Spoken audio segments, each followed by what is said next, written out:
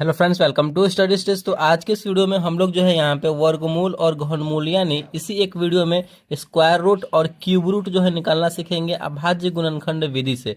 चलिए दोनों को सीखते हैं बिल्कुल आसान तरीके से। यहाँ पे दिया गया है 1296 का वर्गमूल निकालना है, ठीक है, यानी स्क्वायर रूट निकालना है। तो कैसे निकालेंगे हम? अभाज्य गुणनखंड विधि से निकालेंगे। तो कैसे निकाला जाता है, पहले वर्गमूल निकालना यहाँ पे सीखेंगे।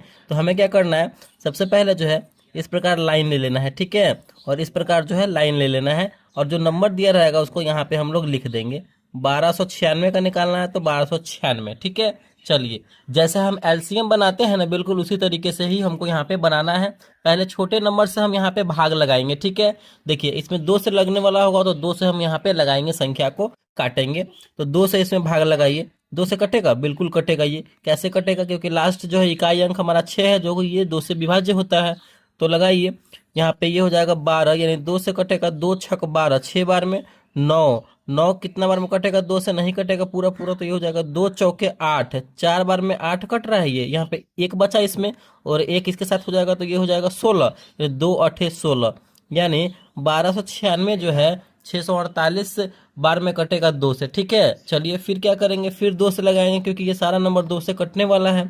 तो 2 से लगाएंगे, काटिए, 2 तिया 6, 3 बार में 4 कटेगा, 2 दूना 4, ठीक है। और यहाँ पे 8, 2 चौके 8 यहाँ पे कट जाएगा, ठीक है। ये भी हमारा 2 से कटने वाला है, तो लगाइए, 2 से काटिए, 3, 3 नहीं कटेगा पूरा पूरा, तो 2 एकम 2, फिलहाल हम एक बार में यहाँ पे एक बचा, फिर इसके साथ आ जाएगा तो हो जाएगा हमारा, फिर ये एक जो है 2 के साथ चला आएगा तो हो जाएगा 12, यानी अब हो जाएगा मिलके 12, तो 2 छक 12, ठीक है। 6 बार में हो जाएगा हमारा ये 12, और ये हो जाएगा 4, 2 से कितने बार में कटेगा? 2 दूना 4, 2 बार में। चलिए, फिर ये 2 से कटने वाला है, देख लेते हैं। 2 से कटने वाला होगा तो बिल्कुल कटेगा 2 से।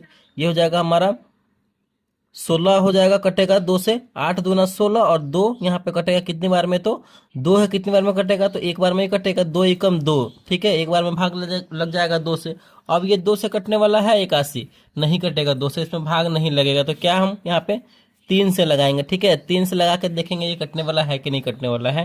तो ये हमारा है 3 तिया 9, ज्यादा हो जा रहा है तो 2 बार में ही लगाएंगे। 3 दूना 6, इसमें 6, यहाँ पे 8 था तो 2 बचा और 1, 21 हो गया। 3 से 21 कटेगा, बिल्कुल, 3 सत्ते 21, 7 बार में ये 21 कट जाएगा, ठीक है। चलिए फिर यहाँ पे लगाएंगे हम, तो लगाइए, 27 कटेगा, कितनी बार में? 3 से कटेगा ये, क्योंकि 2 से नहीं कटने वाला है तो 3 से ही कटेगा ना। तो 3 नमा 27, 9 बार में ये कट जाएगा।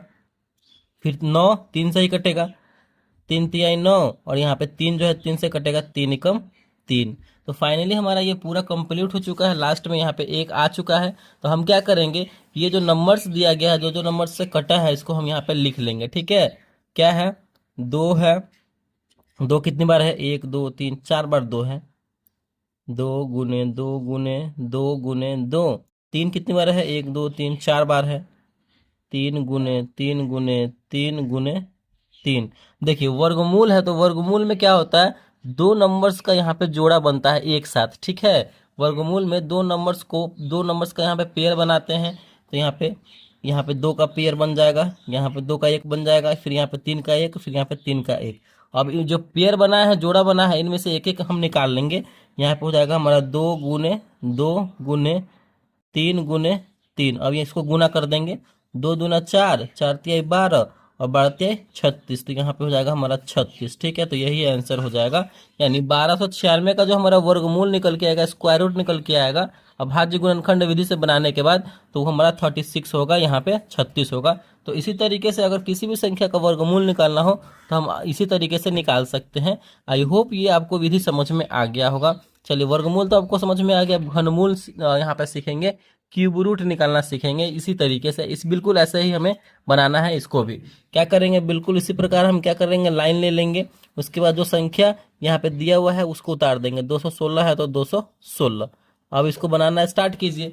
क्या करेंगे हम, अभाज्य गुणनखंड विधि से बना रहे हैं तो सबसे पहले छोटे नंबर से जो लगने वाला होगा ना, उसी को लगाएंगे जिससे कि ये कट सके। तो 2 से ये लगने वाला है, बिल्कुल 2 से लगेगा। ये हमारा 2 कटेगा, 2 एकम 2, फिर 16 कितने बार में कटेगा? 2 अठे 16 यहाँ पे नहीं होगा, क्योंकि यहाँ पे 2 संख्या हम एक साथ ले रहे हैं। तो 2 संख्या जब भी भाग में एक साथ लेते हैं तो क्या होता है, 0 पहले लगाते हैं, तो 0 हो जाएगा। अब ये 16 कटेगा, 2 अठे 16, यानी 108 बार में यहाँ पे 216 कट जाएगा 2 से, ठीक है।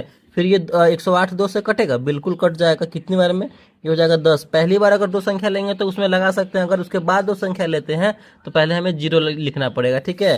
तो ये हो जाएगा 2 से 10 कटेगा, 2 पचे 10 और 8, 2 चौके 8, ठीक है।